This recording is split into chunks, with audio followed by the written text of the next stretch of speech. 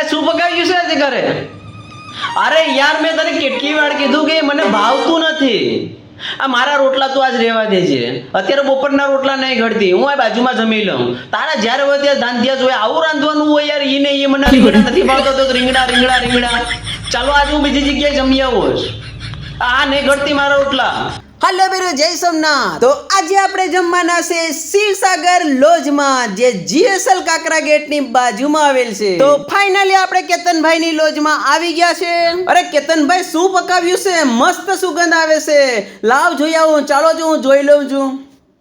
મારી પ્રિય લાટીની દાળ, 5 થી વધારે શાક અને સાથે રીંગણાનો ઓરો પણ છે. ઓરાને ખાવાની મજા મારે આવી જશે અને હું ખાવાનો છે હમણાં કેતનભાઈના લોજમાં.